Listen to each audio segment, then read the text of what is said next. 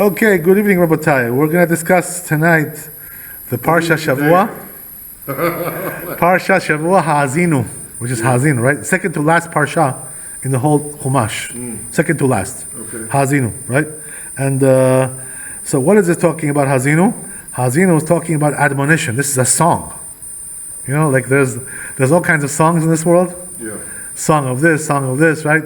Sure. And this is the admonition song. What does that mean, admonition song? We're talking here that HaKadosh Baruch Hu is warning the Jewish people. Listen, if you don't go in my ways, I'm warning you. Things are going to get very hectic. They're going to get very hairy. Things are going to get very desperate. Homelessness, carelessness, hopelessness. That's what happens when a person gives up on life. So we're going to see, right? What does this song say? Why did they put this in the form of a song? What's the reason why? That the Jewish people should never forget this admonition from HaKadosh Baruch Hu. It should always be by them. They say there's one thing, right? The Chazal mentioned regarding this parsha. They say that you see from here that the Jewish people will never forget the Torah. In other words, it will never be forgotten altogether, the Torah from the Jewish people. Even though there are generations where there's a low point, right? And the Torah is on a lower level, and knowledge is very, very poor, very substandard. Nevertheless, the Torah will never be forgotten altogether. There's always going to be some scholars, there's always going to be some yeshivot, there's always going to be some kollalim. The Torah will not be abandoned altogether. That's what Kadosh Baruch Hu tells us. Thanks to people, who are spreading the Torah, who give up, they make a self-sacrifice somewhat to spread the Torah and so forth and so on. That's the idea. So that's what the Torah is telling you over here. Number one, that the Torah will never be forgotten. What does that mean? That in every generation, this song will be read in the communities, in the Jewish people, in order to notify them that HaKadosh Baruch Hu still didn't forget the covenant that He made with you, and the covenant has repercussions. It has all kinds of it has all kinds of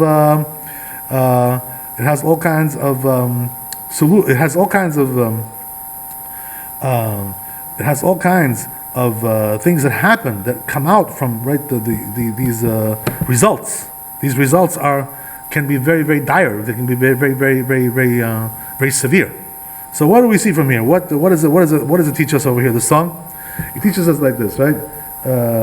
Shichet lo banabuma, right? So one thing, first of all, the pasuk tells you is that you should know that if the Jewish people are down and out, what does that mean? What's the reason why they're down and out? Because of their sins. That it's their sins that cause them to be in a situation like this. Nothing more than their sins. So therefore, they have to know, right? They have to face the reality, face the music, look in the mirror, and say, "Listen, what caused me to be so down and out like this? Homeless, hopeless, right? Shelterless, all kinds of things like this. Because I gave up on the Torah, I gave up on mitzvot, I gave up on morality, I gave up on the ethic of work, of labor, all kinds of things like this. Simple, life, simple principles of life. When a person does that, so he should know who caused it, who brought it upon himself. He brought it upon himself, this result. Right? Nobody, HaKadosh Baruch Hu doesn't want anybody to be homeless or to be shelterless or anything like that. So then why does it happen? Because a person just, puts up his hands, waves the white flag, and says, that's it, I'm done. There's no more hope in life. What is the most important thing that a person is not allowed to do as a Jew, you should know, is to give up hope. This is the one thing that a person is not allowed to do. It's a big red line for the Jewish people. That's we draw the red line in the sand. Listen, once you give up hope and you say, listen, there's no hope for me. I just gave up. And even though things are very difficult, a Jew is not allowed to give up. You still have to keep going. What does that mean? Keep praying, keep learning Torah, keep doing mitzvot, keep laboring also, to do the things you have to do to accomplish what you need to accomplish in life. Don't just give up and wave your hands up and say, that's it, I'm done, wave the white flag, we're finished. We're not finished. What does the Pirkei Avot tell you about that? The Pirkei Avot says, you come to the world here against your will. What does that mean? That even though the neshama doesn't want to come here into this world, we're sent here anyway to do our job. There's a certain job that we have to do in this world. There's a certain tikkun, rectification that we have to do. So therefore, the Kadosh Baruch Hu tells you, listen, I sent you here for a reason. And even though you don't want to be here, and you're also not going to want to be judged after you're here. You're going to be judged. Nevertheless, you're judged against your will. Everything is against your will. You're going to live against your will. You're going to die against your will, God forbid. You're going to be judged against your will. And everything is going to happen against your will, no matter you like it or not. So what does that mean? Since a person is in a situation like that where he has really no choice, he's brought to this world, he has to make it. He's got to, he's got to survive. How do you survive in this world? There's two things, right? Number one, the spiritual element, prayers, Torah, mitzvot. Number one, tzedakah, giving charity, and number two, also to do the actual, deeds that a person has to do, take care of himself, not just just to sit down, become a couch potato, lie in his bed, give up on life, like nothing exists, nothing happens, nothing matters anymore. When a person becomes like that, so he can be out in the street, God forbid, lo aleinu. That's what happens, when a person gives up like that on life. That's the idea. So that's what it's telling you over here.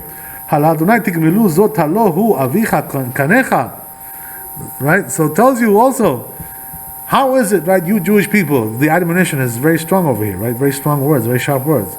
How is it that you Jewish people have become so lowly like this? That you gave up on Torah and mitzvot, and you went and you served other religions, and you went and you did other faiths, you went to other faiths, and you did sorcery and all kinds of evil and all kinds of black magic. You went into all these bad things, these bad areas in life, all kinds of low, under the table, shady stuff, right? All kinds of things like this. Why is it that you start to live a life like this? So Kadosh Baruch Hu blames you for that, right? He tells you, listen, you lack faith. You're a faithless person, so you have nobody to blame but yourself for this kind of thing, right? How is it that you can behave like this to your God? You know who your God is. Every Jew knows, by the way. Why? Because every Jew has a holy soul. So he's capable of knowing who his God is. He's capable of knowing that he has a God, that his God is the one who takes care of him, the one who gives him the life, and so forth, so on. So since a Jew has the capability of being like that, to know these things, so he has to keep up to faith. If he doesn't, so the Kadosh Baruch Hu tells you, listen, isn't he the one who created you? Isn't he the one who acquired you? What does that mean? He took you out of Mitzrayim. And he acquired you as a people, otherwise you still would have been in Mitzrayim. You know what they say, right, regarding Mitzrayim? The Egyptians were very great sorcerers. What does that mean? That they knew all the powers of sorcery. That today people don't know such great powers like that of sorcery. So by the powers of sorcery, the Egyptians were able to keep people from leaving the land. If you would try to trespass and leave the country without permission, there would come over there some wild animals, they would stop you.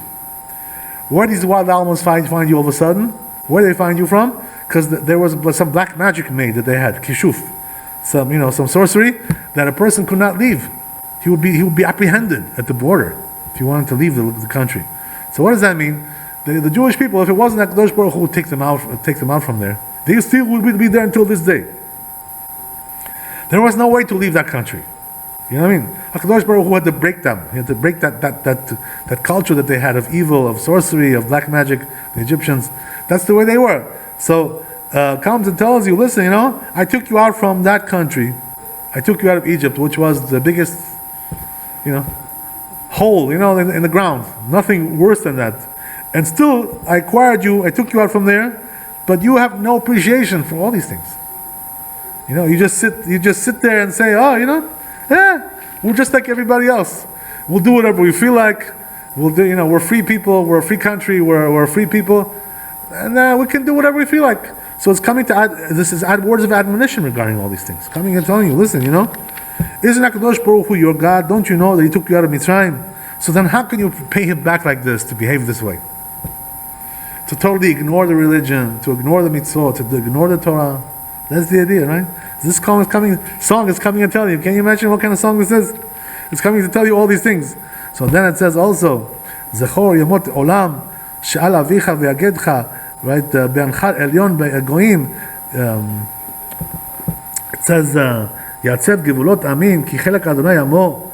So comes and tells you that don't you know that HaKadosh Baruch Hu established the Jewish people with these righteous forefathers, the patriarchs, Abraham, Yitzchak, and Yaakov, Sarah, Rivka, Leah, Rachel. You had these great forefathers. So what does that mean? You should have learned from their deeds. Just like they were righteous, you should go in their ways. But you don't remember, right? How these Jewish people were established? Such good roots, such fine foundation that we have for the Jewish people. And nevertheless, you ignore all that. You don't care about your roots. You just want to go and do, right? Be free and do whatever you feel like. So it's a lack of tradition, so coming and blaming you also for that. What does that mean? You don't want to continue the tradition of your forefathers. You want to stray away and go into other things and to other ways of living. It's a disregard, total disregard for the Jewish tradition, for the Jewish way of life. That's what the song is coming and telling you, warning you about that. So it also tells you that when Kadosh Baruch Hu made this world, He gave every nation a certain border. What does that mean? A certain country, a certain piece of land. Every nation is allotted a piece of land, wherever it's in Europe or whether it's in America, South America, North America, Middle East, Far East, so forth, so on. Everybody has their place. There's no country that HaKadosh Baruch Hu didn't allot to them a place and a country. They gave them a country, a nation. So it says, right, Ki chelek Adonai amo imtza'u be'eretz midbar. So it tells you that this also, the Jewish people as well, they were also given a lot in life. What does that mean? That they were personally acquired by HaKadosh Baruch Hu, not like the other nations, where HaKadosh Baruch Hu just gave them a nation and He left them there like that, kind of like, okay, no, take care of yourself. But when it comes to the Jewish people, He acquired the Jewish people for Himself as an acquisition, as a personal, something which token of love that He keeps inside, close to His bosom. That's what the Jewish people are. So what does that mean? That HaKadosh Baruch Hu gives you all this favorite, right, preferential treatment, and still you disregard all this, right? That's what the song is coming and telling you. You disregard all this good that He gives you. So what does that mean? That HaKadosh Baruch Hu pulled you out, it says, of the midbar, of the desert. You were lowly people in the desert over there. He took you out to the Sinai Peninsula, in the desert over there, and you were a nation which was not established. You had no culture, right? No rules, no laws, no customs, no nothing. A totally raw product, without any formation. And HaKadosh Baruch Hu took you like that, and He formed you, and you made into a nation. He trained you, He guided you, He gave you, right, a great deal of providence to help you to form yourself as a nation. And all this, you disregard and you forget like it doesn't exist. You don't remember all these things. That's what it's coming and tell you, right? It also comes and tells you furthermore. Kenesher ya'ir kino ifros kenafav yikacheu Adonai badad yanchenu yarkiveu al bamate aretz. So it's coming and telling you also that the Jewish people had a special providence that Kadosh Baruch Hu gave them. What does that mean? He gave them a tremendous amount of aid to shelter them from the enemies, all the enemies that came against them. He sheltered them from the enemies. That's the idea. So it compares that to like the allegory is like an eagle that hovers over the nest of his children, right, of the little ones, and he protects them with a great deal of protection. So also Kadosh Baruch Hu, like an eagle who protects his nest, protects his children, those little ones, Kadosh Baruch Hu protected you as well. He gave you a great deal of protection, a great deal of providence. That's the idea.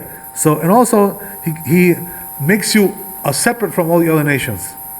He gives you a separate lot from all of them. There's the Jewish people and there's the rest of the people. There's the Jew and there's the non-Jew. Right? That's the way it is, the separation in this world. The Jew is something else altogether. What does that mean? That Kadosh Baruch Hu gave the Jews a separate lot to be a nation which is not counted amongst the nations. To be not to be amongst them in their cultures, in their mores, in their laws, right? In all the way the customs that they have, all these things. Kadosh Baruch Hu made you into a separate nation with separate customs. Everything, you go against the flow. The Jewish people are against everybody, right? That's what they say. The word Ivri, right? Hebrew. Jeff used to say Hebes. Hebes, right? So right, that nation, that word Hebrew, Ivri. What does that mean in Hebrew? It means ever, right? Which means a side. So the Chazal Darshan, the Midrash, they say that the Jewish people are on one side and all the other people on the other side. All the other nations on the other side. Jewish people are separate from everybody. They're not counted amongst the people. They're always separate. So this is what Kadosh Baruch Hu made us separate like that. What does that mean? He doesn't want us to intermarry and to assimilate, right? To go to, Bukhara over there and find some, whatever, those things like this, right? He doesn't want us to assimilate, whether you're assimilating in Russia or in Germany or in Spain or in America, right? Intermarriage, all kinds of things like this. He wants to keep us separate from the nations. That's the idea. So all this is a special form of providence. Like Kadosh Baruch Hu is telling you, listen, you're my chosen nation. I'm keeping you separate from them. I'm keeping you as something, different, something different plateau. Answering to a different higher authority, right? That's the idea. So Kadosh Baruch Hu is telling you all this in admonition. And nevertheless, right, where's the appreciation for all this? How do you show me appreciation? By running away from me? Did I give you all this providence? Right, so therefore you have nobody to blame but yourself. Right? That's the idea. And also I brought you to Eretz Israel, it tells you over here. And I exalted you. What does that mean? I made you into a great nation. If you look in the Bible, in the book of Kings, right? You see over there how the Jewish people became so exalted in the first temple. They were ruling over the world. They were so powerful, such a superpower like that. Jewish people were a superpower at that time. We find in two different times in the history, the Jewish people ruled over the whole world. When was that? Number one, in the time of Shlomo Melech, right? In the King Solomon. King Solomon ruled over the whole world. What does that mean? That all the world was under his authority, right? They were all his vassals. That's the idea, right? This was one of the times that Jewish people ruled over the whole world. There was also another king who ruled over the whole world, another Jewish king. You know who that was? Achav. Even though Achav was wicked, he was a sinner, and his generation was sinners, but nevertheless, because they had unity, the Midrash says, because of the sake of their unity, the merit of their unity, that they didn't fight amongst each other, they had no fights, no squabbles, they were together, they helped each other and so forth, respected each other, and this is the reason why also Achav ruled over the whole world as well. So we find, right, that Kadosh Baruch Hu took the Jewish people from a nation of slaves in Egypt, lifted them up, and made them into a superpower that rules over the whole world. And nevertheless, right, where's the appreciation for all this? That formed you into such a great nation like this. Where's the appreciation? How do you show your appreciation? By leaving me, by going and serving other gods, right, serving idols, going to the churches and the mosques, and hanging around over there. This is the way that you help, that you appreciate me. This is the way you pay me back. You repay my goodness for you. This is the idea. Song is very powerful, This admonition that he says over here. And also, right, there was so much plenty at that time. There was so much wealth. The Jewish people were very, very wealthy. As it's counted in the Bible, you see over there how much wealth there was in the time of Shlomo Melech. That silver was not even considered to be, like tin. It was like worthless silver at that time. Like anybody who was anything had to have everything from gold. Silver was like considered to be like passé, like second class, second rate. Silver was considered to be like nothing. That's the way how wealthy they were in the first temple, the time of Shlomo Melech. So we see from there that the Jewish people had such a great elevation that Kadosh Baruch Hu gave them. Material, spiritual, political, right, in every way, in every manner. Military, right, victories, everything. Nevertheless, Jewish people, where is your appreciation for all this that I gave you? So what do you go and you serve other gods? You want that you serve other gods. That's the idea, right? That's what happened in the first temple. They all went for idolatry. Not all of them, but most of them, right? Most of the people were suckered into idolatry, and the Kadosh Baruch Hu is admonishing them about that. So it goes on to say, "V'ekneu midrash misela, v'shemen mechalamish tzur, chemat bakar v'chalev tzon, im chelev karim, ve'elim bnei bashan v'atudim, im chelev kiliyot chita, v'dam enav tishteh chamer v'yishman yeshurun v'yivat." So it says, because I gave you all the plenty, the abundance, the wealth, all these things, the millions, the billions, all kinds of things like this, this is exactly what happens, right? When you became fat like this, your brain also gets surrounded with fat. Your mind, your heart gets like a layer of fat around it, and that's what causes you to rebel.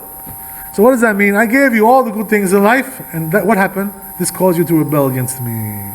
Right? What does that mean? That a person who has such luxurious life and very happy, lots of luxury and plenty, and everything is like overkill.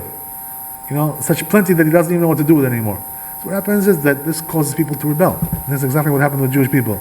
The Jewish people, because they had plenty, because they had such abundance in the first temple, it caused them to rebel against Hashem and to do idolatry.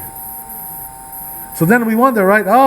Why is it that in our generations now people are suffering from all kinds of things, poverty? You go to Israel right over there. There's so many Jews over there suffering from poverty. They can't even finish the month. They can't pay their bills. They can't pay their, this, that, whatever, all kinds of things. The poverty is very, very, very great. So why is it that there's such poverty in generations than later generations?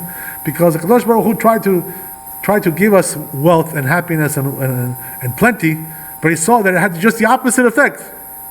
What does that mean? When he gave us all these things, it caused us to go away from him. So therefore, HaKadosh Baruch Hu tells us now, listen, who caused it that you have all these problems, you have poverty, you have all kinds of issues like this. People are lacking the basic necessities in life. Why is that? Because it's coming now to make a tikkun, to make a rectify. Those people who had plenty in their former lifetime, and they disregarded God, they ran away from the religion, they ran away from the Torah. Now their tikkun, their rectification is to come back to this world in poverty and live and be with God. And this is the way they can rectify their sin of rebelling against the Kadosh Baruch Hu in the greatest of conditions. Just to be just the opposite of what it was before, in order to rectify the situation. This is the idea. So therefore, it's really right. The Kadosh Baruch Hu had no choice but to give us this kind of a punishment. Why is that? Because we caused it on ourselves. We ran away from Hashem when life was good. When life was plenty, when life was happy and joyous, and everything was very, very good and abundant, and everything was full of success, endless success. Nevertheless, the Jewish people ran away. So therefore, it comes and tells you this admonition, this song, that the only way that I can fix your problem when you rebel against HaKadosh Baruch Hu is to now make you come back and to rectify by going through a stage of poverty, a stage of troubles, a stage of all kinds of trials and tribulations, all kinds of difficult life, to show you that now you must come back to HaKadosh Baruch Hu through difficult conditions in order to rectify the sin of running away from him in the time of wealth. That's the idea. So nevertheless, what does that mean? That now it also tells you that they anger HaKadosh Baruch Hu. The song tells you, the Jewish people, how do they anger him? They bring in all kinds of gods, false gods, false deities, and they worship them. And these gods are nothing, they're worthless. All kinds of idols, all kinds of false gods. They're all false gods, these gods.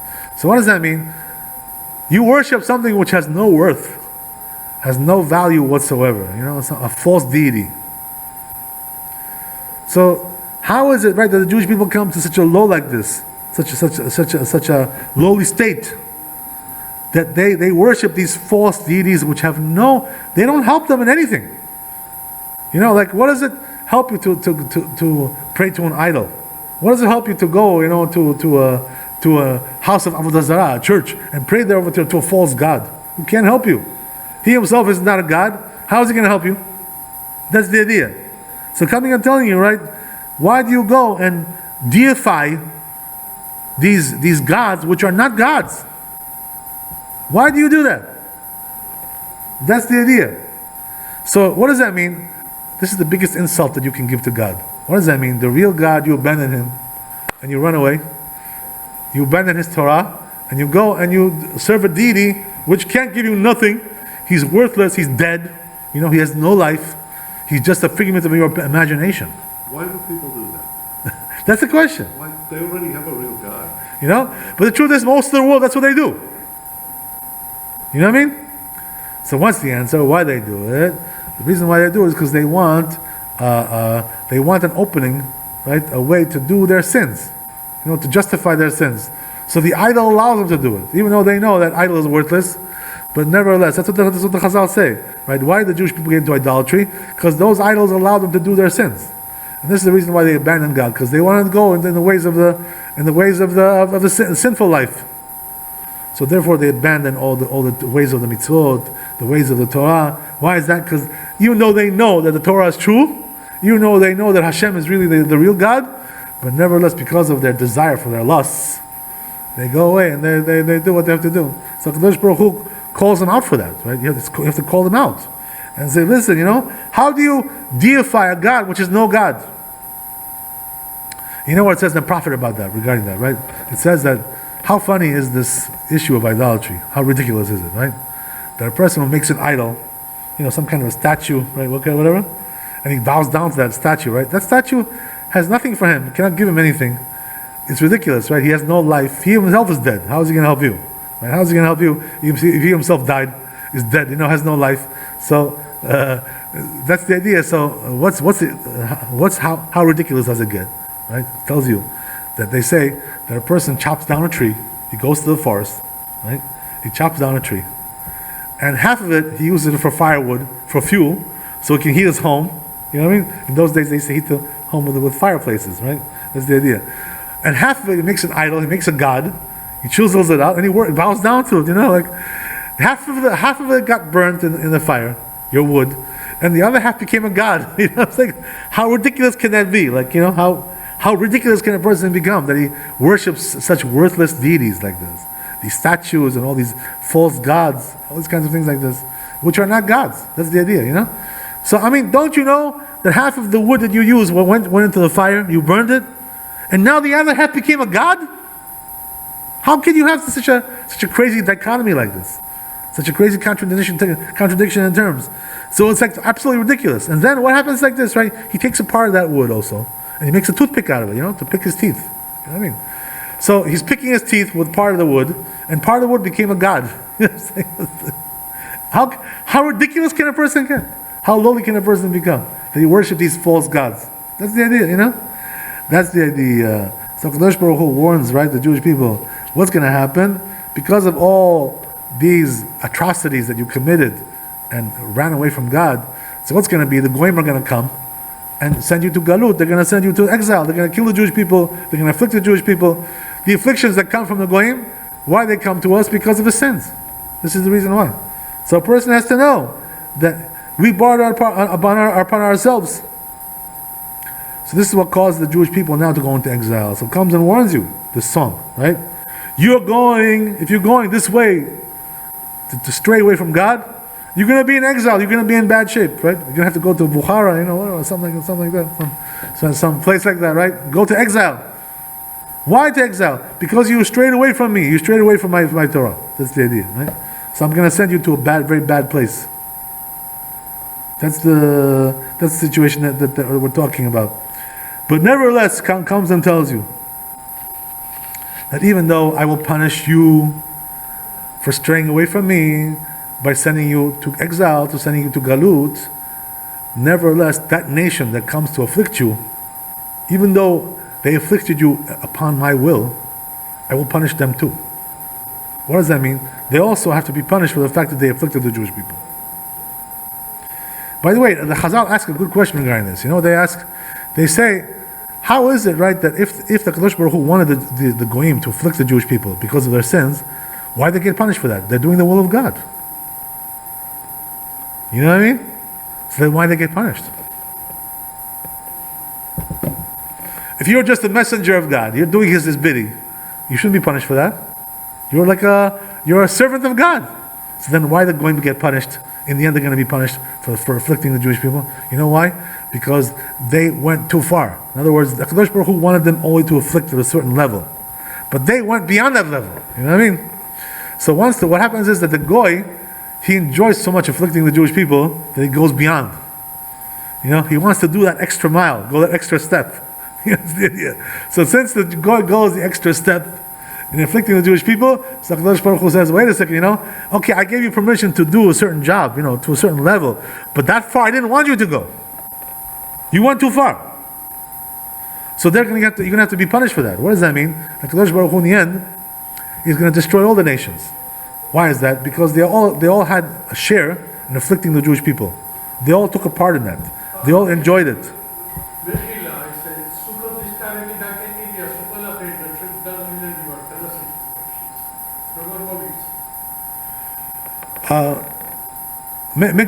Max Karabi.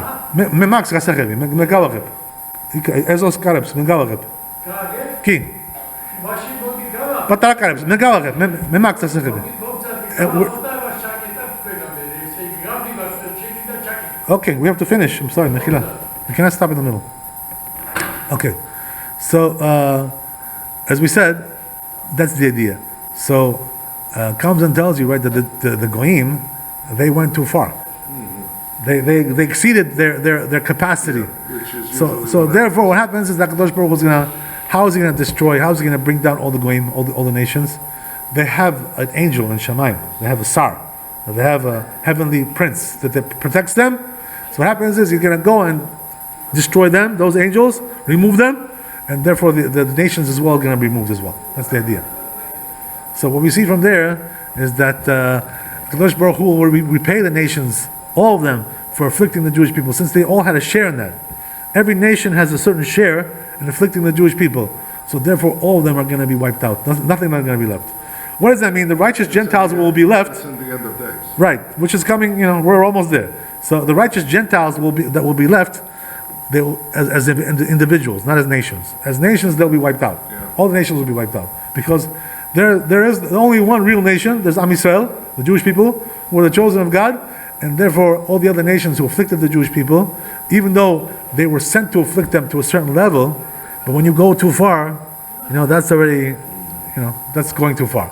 What does that mean? How do you see that a person goes too far? Like, what happened in the Holocaust? You know what I mean? That was going too far. What they did over there. But God let it go too far. Right, He allowed it, for sure. But nevertheless, since those nations went too far in afflicting the Jewish people, so therefore right there, the buck stops there, They have to pay for that. Because Kadosh Baruch Hu didn't give them permission to do so much like that. He didn't give them sanction to do, right? They were not sanctioned to do such great affliction to the Jewish people like that. They had to do a certain amount. How did they know how far they could go? It's a good question, right? Well, first of all, you have to know there's the laws of humanity. When you cross the line and you go into atrocities, God doesn't want anybody to commit atrocities. You know what I mean? Because this is against the rules of morality. This is the idea, When you start putting people into crematories and shooting them, in mass executions, this is obviously, Well, how did God is going to sanction that. How did God want the Gentile nations to punish the Jews, though? Oh, it's a good question. Did he So specify what they were supposed to do is like this, right? That they go to exile, they go to their nation, they go into exile, and they have to pay over there some taxes, some fees, some fines. Struggle. Right, it's a struggle, like to be under their rule in terms of collecting money, collecting all kinds of things like this. This is the idea, This is the. They were massacred. Right, exactly. That far, that Kadosh Baruch Hu doesn't give them permission to go. Yeah.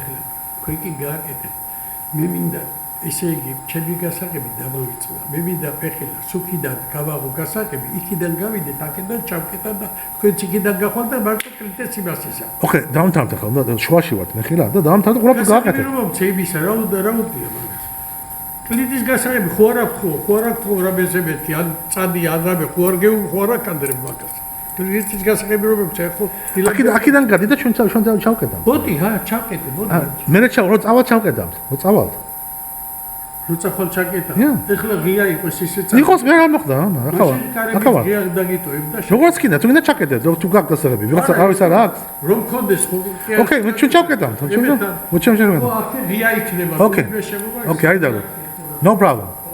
ყოველთვის ასე არის, მაგრამ ყოველთვის ასეა. მე ესე იგი ჯერა გამძარდებით გარეთ კლიტის გაგებ და მე ჩაკეტა. Okay, thank you. Okay. Lagatov. So, as we said, right, that's the idea. So the Goyim went too far in afflicting the Jewish people. They crossed all the boundaries. So therefore here, right, that's already going too far. So for these things, HaKadosh Baruch Hu is not going to forgive them, right? What does that mean? It's going to be these nations who afflicted these kinds of afflictions to the Jewish people, utter destruction. Right? Why didn't it happen before? What? Why shouldn't they be punished before? Because there are several reasons for that. Number one is that, first of all, Kadosh Baruch Hu has plans for the world. He wants the world to be rectified to a certain level before he gets to that stage. You know what I mean? Everything, there's a timetable. He's not in a hurry. Like we're in a hurry, we say, oh, we want justice, we want justice now. But Kadosh Baruch Hu is not in a hurry. You know what I mean? He has his timetable, everything he will do in a appointed time. He guaranteed us, right? It's only 6,000 years, so we don't have much time left.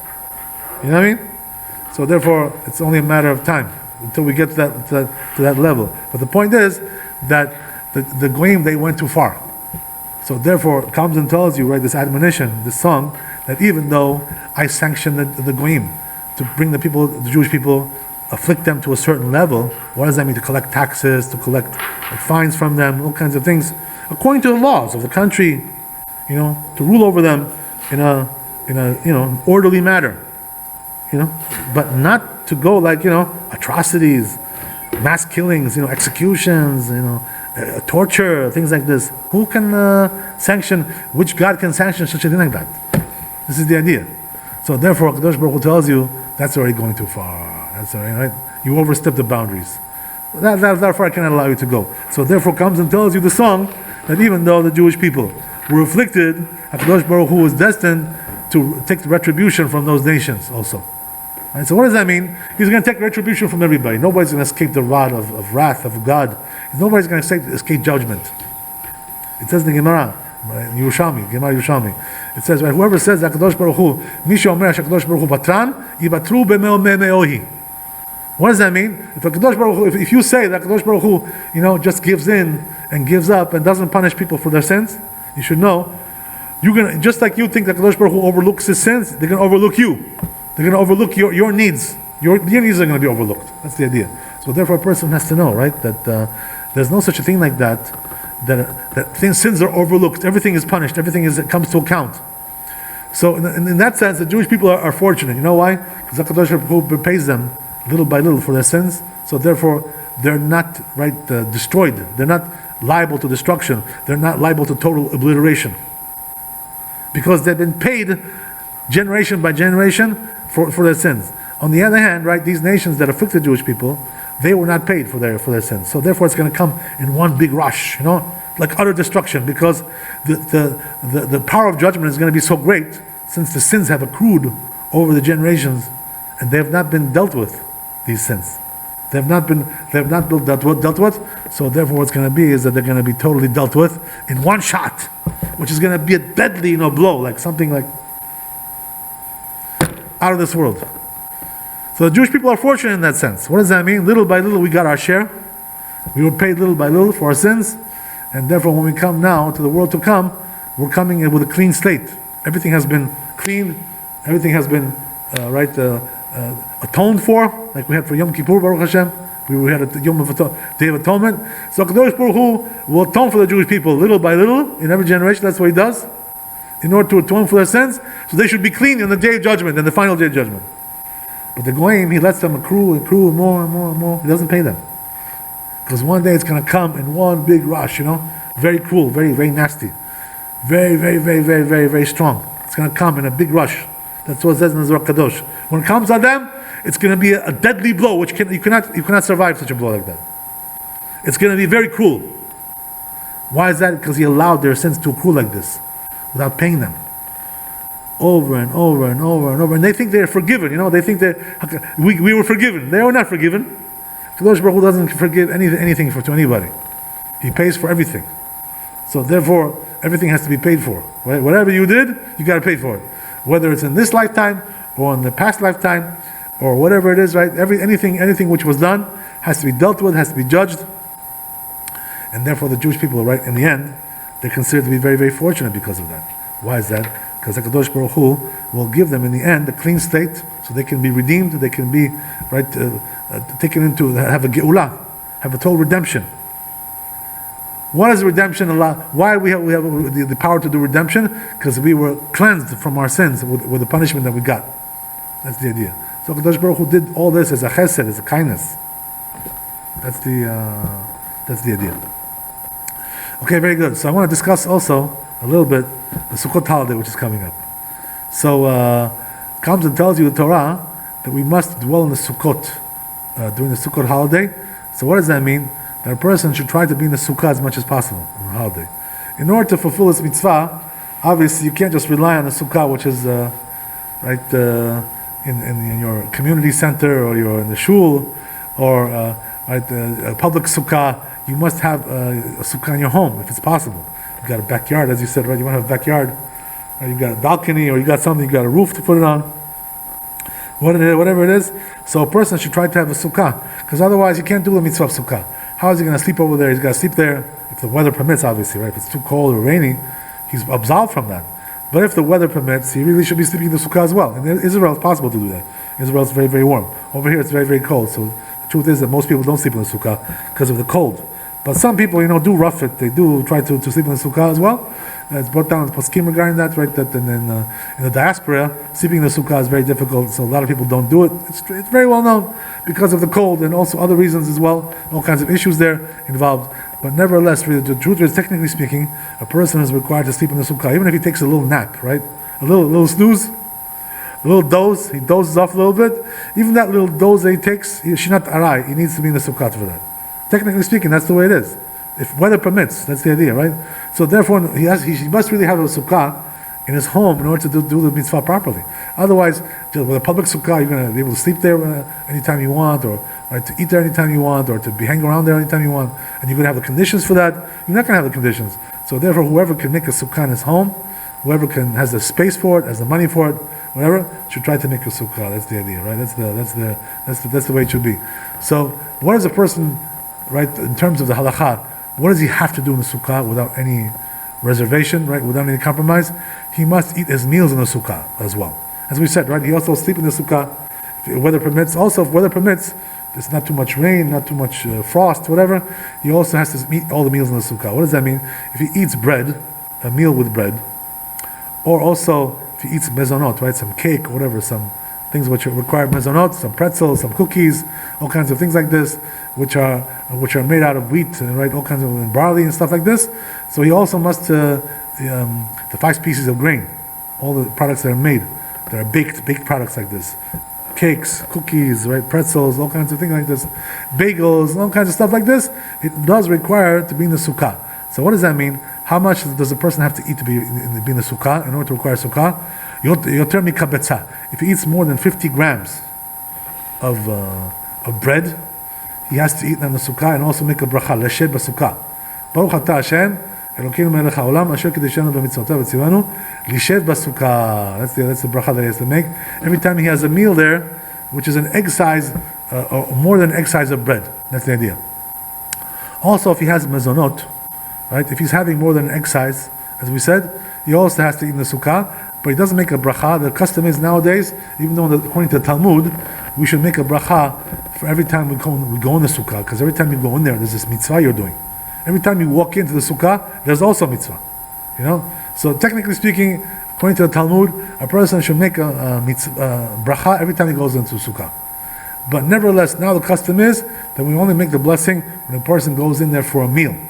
Right? So what does the meal consist of? More than 50 grams of bread. It's considered to be a meal. And also if he has mezonot, if he has cake and cookies and stuff like this, all kinds of baked products, so he also has to have that in the sukkah as well. If he eats more than kabetza, more than 50 grams, and if he eats 150 grams, more than 150 grams, he also make the blessing, Baruch atah Hashem, leshe b'sukkah. That's the idea, right? So when it comes to bread, you have to make the bracha leshe b'sukkah if you eat more than 50 grams. When it comes to mezonot, if you have more than 150 grams, you still have to make the bracha. Leshe b'sukkah. This is the minhag of the Sfardim. The Ashkenazim, the truth is that they make leshe b'sukkah even without all these requirements, even with less. Right? They're much more lenient regarding the blessing. Even if you just go and eat something there, according to them, they make a blessing. That's their custom. But by us as Sfardim, we only make the blessing, as we said, right, when it comes to these things. But if a person is eating other things, let's say he's having just some Chinese food, let's say, right? What does that mean? Rice and some meat. That's what Chinese food is basically, right? More or less. So that doesn't, technically speaking, doesn't require sukkah. Why is that? Because rice is not really one of the 5 species of grain. And even though the bracha that we make on rice, on boiled rice, is mezonot, nevertheless, it's not considered to be 5 species of grain. So therefore, technically speaking, if a person is having just a rice meal, rice with meat, he doesn't really require a sukkah. Therefore, if he doesn't have a sukkah where he is in that location, he can have just a meal like that with rice and meat and things like this. And also all kinds of drinks don't require a sukkah, whether it's wine or beer or other kinds of alcoholic beverages. All the more so when it comes to soda, it doesn't require, even though it's praiseworthy to eat everything in the sukkah, whatever he can. But technically speaking, it's not required to have a sukkah for these things. So a person who has like a meal without bread, as we said, he doesn't really, technically speaking, need a sukkah. So there are solutions also for a person who doesn't have a sukkah at his disposal to do all kinds of things like this. But nevertheless, the first night of Sukkot, right, which is the most important time, a person is required to eat a kazait, about 27 grams of bread in the sukkah. It's considered to be like an obligation in the first night. The rest of the time, he's not really obligated to have bread in the sukkah the rest of the holiday, but that first night is an obligation. That's the idea. But nevertheless, a person as a mitzvah should try to have every day bread with meal, right, and some good things, a festive meal, because it's a holiday. So on the holiday, you're supposed to have festive meals. On Yom Tov, you're supposed to have 2 meals every day. On Chol HaMoed, a person should try to have at least one, if it's possible. Not obligated, but it's very, very good. It's a mitzvah to have at least one meal. Want something really good, something with meat, something substantial with meat and wine, so it can be happy on the holiday. So a person, all these things revolve around the sukkah. So therefore, a person should try to be in the sukkah all the holiday, as much as possible. Why is that? Because this is the place of the Shekhinah. It's the place of the divine presence. The schach, right? That roof that we have, which is the dilapidated roof that we have in the sukkah, even though it's very, very weak and flimsy, nevertheless, the Shekhinah is there. Kadosh Baruch Hu is telling you that you don't have to have a very strong roof, a strong defense shield, to be protected by me. All you have to do is do my will, to do my mitzvot. And if you do my mitzvot, then you're protected by me, no matter what. So therefore, a person who makes a sukkah, he brings a Shekhinah, he sits under the wings of the Shekhinah inside the sukkah, and therefore he's rewarded he's nourished spiritually by being in the sukkah as much as possible. So a person should try to be there as much as possible, weather permitting, of course. If the weather doesn't permit you to be in there because of the frost, it's too cold or too rainy, or all kinds of things like this, a person is not obligated to be there. What's a litmus test that a person can leave a sukkah for kinds of things like this when it comes to rain and frost? So the rule is like this, right? If you were in your house and you had a certain condition over there which was not permitting you to be there in that room, let's say it was too cold over there, there's no heat, or let's say, right, there was a bad condition over there, bad smell, or all kinds of, right, there's insects coming in there, or rodents, all kinds of problems like this. So if a person would go and leave and go into another room because of the situation, he can't stand it like that over there. So he's also exempt from the sukkah as well. That's the litmus test, right? That a person should make for himself. So if a person would leave for being having a situation which is unbearable in his home and go to a different room, he's also exempt from the sukkah as well. That's the idea. So a person should try, on the one hand, to be in the sukkah as much as possible, in order to get the nourishment of the Shekhinah, to get those rays of the rays of God, the rays of Hashem, and be nourished by that spiritually, and that nourishment goes with you throughout the year. So what happens is that when a person goes out there and roughs it, and the Chazal say, he goes out there and he roughs it, and he makes it a rough life, even though it's not comfortable to be out there now, because now the fall is coming, and it's a rainy season, and it's getting cold and getting windy. It's not exactly the best time to be outdoors. So therefore, right, it's a person who does that now, it shows that he's not doing it for the sake of just having an outdoor party, some kind of outdoor encampment. He's doing it because of the will of God, because this is not the time that he should be going outdoors now. It's the time that he should be coming indoors, just the opposite.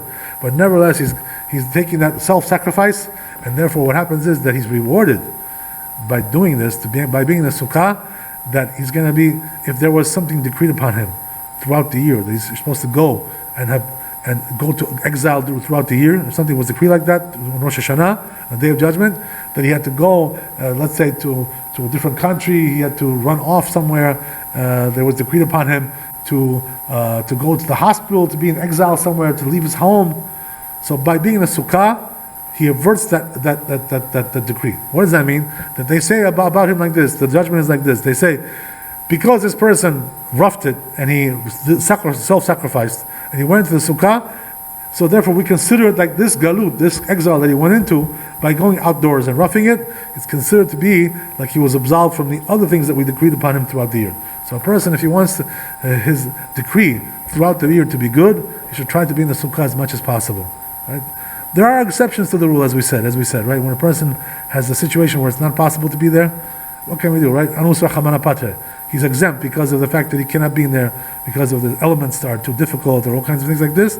But nevertheless, even if the elements are a little bit difficult, a person should try to make the elements more friendly. What does that mean? Let's say, for instance, right, it's a little bit cold, a little bit chilly, a little bit windy. So what should a person do? Put on a sweater, put on some sweatpants, and try to go out there like that. So this way you won't be absolved from the mitzvah by having the elements a little bit rough. So this way, if a person can make it for himself on his body, that he can be out there without suffering too greatly, so therefore you should try to do so. What does that mean? Try to clothe yourself a little bit, put on some layers, right? Put on some layers of clothing, put on some, right, to change also the situation over there, maybe to put some things over there which help you, some blankets, some, right, maybe to put a heater in there as well, if a person has like a heater, portable heater, to put it in there, all kinds of things like this. In Israel, sometimes you need an air conditioner in there, because it's very, very hot in this time of year. So it depends on where you are. But nevertheless, whatever a person can do to make himself comfortable in there, and he's able to afford this, right, he's able to have this kind of situation, financially speaking and physically speaking, is able to do it, so therefore he should try to do as much as possible. Why is that? Because a person should try to be in the sukkah as much as possible. He's nourished from this. The whole year is nourished from the holiness that he acquires during the sukkah. There's also another thing as well, which is, they say, right, that ach sameach, a person has to be only sameach on Sukkot. What does that mean? Try never to be depressed even for 1 second, even for 1 moment. Never try to be sad. It says the Gaon Medina, the hardest mitzvah in the Torah is Sukkot. What does that mean? To be ach sameach, to be only sameach on Sukkot, it requires a great deal of discipline, psychological discipline, that a person has to overcome his tendency to be sad and to worry about the situation in his life. The situation is not good and things are not good for him. So what should he try to do? Strengthen himself and try to overcome the temptation of the Yetzer Hara, the evil inclination, to make himself sad. Be strong, be mighty. This requires control over your psychology. So God says in Gaon Medina, this is the most difficult mitzvah in the Torah. Right? Being only sameach. Never having a moment of sadness on Sukkot. That's what HaKadosh Baruch Hu wants from us. So how does a person accomplish that, to be sameach on Sukkot? If he's doing the will of Hashem, he's trying to do the mitzvot the best that he can, by being in the sukkah, by studying Torah, by doing the mitzvot, doing the festive meals, by drinking wine, eating meat, all kinds of things like this. All these elements come together. A person tries as much as possible to do all these mitzvot of the sukkah, doesn't give up, even though the situation is not so favorable for him. Things are not exactly right, the conditions are not the best in the world, but nevertheless, Kadosh Baruch Hu, Rachamana li babayik, he desires the heart.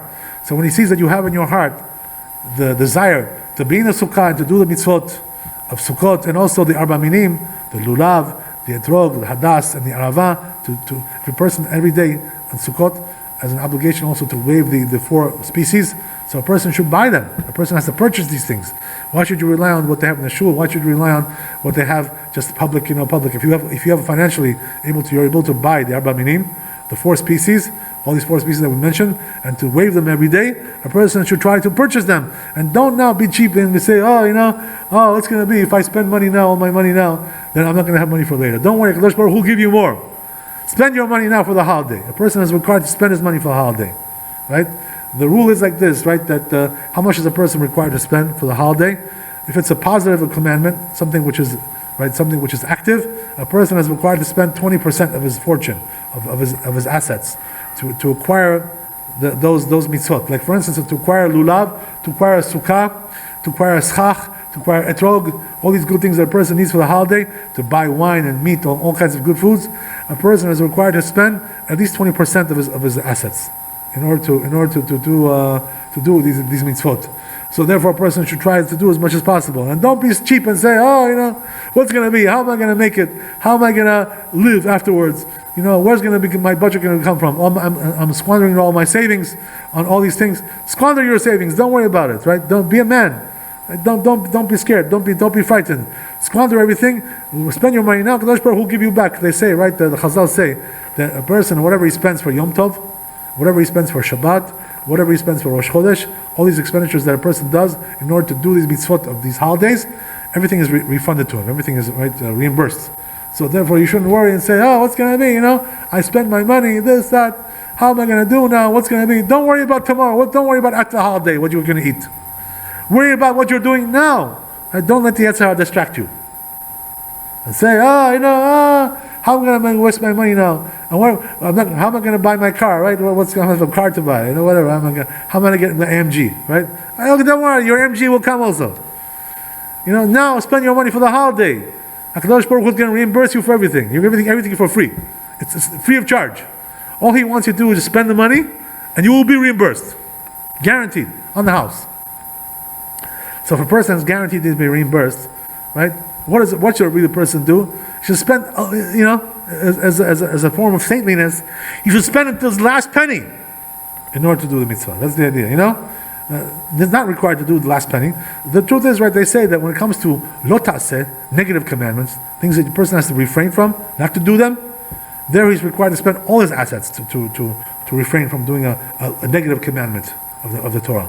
When it comes to a positive commandment, something which is active, like Sukkot, like lulav and etrog, all these things which are positive commandments, a person has to spend 20% of his fortune, at least. He can also spend more if he wants. But that's the minimum that he has to do in order to do the mitzvah. That's the idea. So a person shouldn't be frugal now, right? This is the time to gather strength and to do all the mitzvot properly. If you haven't done these mitzvot, there's still time. You have tomorrow, you have Sunday, right? You have Saturday night. There's still time to acquire lulav and etrog, to go and buy them. What's it going to cost you? $100, $150? Whatever it's going to cost you. So what? What's the big deal? You can get them also $50. There's all the place you can get them for cheap as well. So a person should try to do these mitzvot as much as possible. And also waving the lulav and etrog. The Chazal tell us it's very, very important mitzvah. The power of waving these lulav and etrog, it has the power to stop the bad forces of evil from propagating, from causing damage in the world throughout the whole year. So what a person does, what he does is basically, when he waves the lulav and etrog, the Chazal say, with this, he's defeating all his enemies like that. His enemies are defeated. Just all he has to do is like this, wave, back, forth, right, up, down, this, back. All the directions, he waves the lulav and etrog. By doing that, he's stopping all the bad elements from coming to him, the winds, the storms, the hurricanes, right, all kinds of things. The enemies are coming from him. Also, they say, right, that when a person does this, when he does the lulav and etrog properly, that also gives his enemies also have no power. They're rendered powerless by that. So a person has to be very, very careful, to buy these mitzvot. Don't just rely and say, I'll go to the shul, I'll do it over there. And who knows who's gonna be there? Maybe somebody's gonna take it. Right? You think everybody can live on one etrog and one lulav? It's very difficult, right? You have to find it. Somebody takes it sometimes, doesn't bring it back. You know how it is. People are careless, right? They're you know how it is, right? That's the same thing over also elsewhere. So therefore, a person has to be strong now, right? What does that mean? Do the mitzvot of the holiday, the sukkah, the lulav and etrog. Make sure you got everything down, and go to the synagogue and do it with the community. Not just stay home by yourself, it's like some kind of nomad. That's not the way to do, right? You have to be with the community to do these mitzvot properly. They're going to teach you how to do. You're going to watch them. You're going to see how they do these things, how they wave, how they pray, how they do all these things. Chazal also tell us one more thing, right? We'll end up here. I don't want to keep it too long. That when it comes to the judgment, as we know, right, the Tishrei, this month, is a month of judgment. So, therefore, a person has to be very, very careful how he behaves during this time of year. They say that in Rosh Hashanah, everything is judged. Everybody's judged. Then when it comes to Yom Kippur, a person has time to do tshuva. If he didn't do tshuva by Rosh Hashanah, if he was able to do tshuva until Yom Kippur, he can overturn the judgment still. What does that mean? So in the Sefer Kaf HaChaim, it compares it like this, with the allegories like this, right? That in the Rosh Hashanah, what they do is they write up all your judgment. Everything is written up, printed out. Printed a nice rap sheet. Everything is printed out. So what happens is that on Yom Kippur they put it into the envelope, but they don't seal it yet. So then, until Hoshana Rabbah, which is the last day of Sukkot, he still has the time to do tshuva. By doing these mitzvot, as I mentioned, the lulav, the etrog, the sukkah, by being happy with Hashem. If he does these mitzvot properly, he does tshuva, so still, the judgment is not rendered yet 100%. What does that mean? The seal has not been sealed yet on the envelope. So what does that mean? On Hoshana Rabbah, the last day of Sukkot, the seal is put on, that's it, right? Signed, sealed, and delivered. That's it. Cannot change anymore. That's the idea.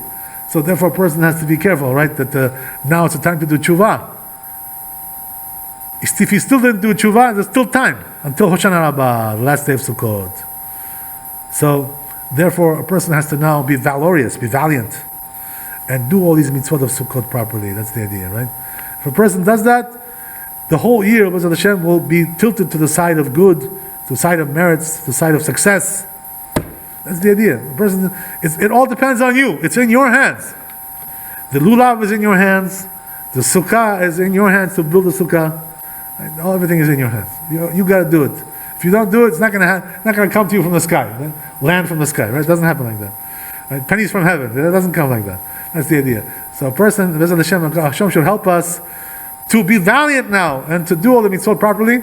And this way we'll have, B'ezrat Hashem, a good year, a successful year for the whole Jewish people. Amen and amen. Chazak u'baruch. Thanks for coming.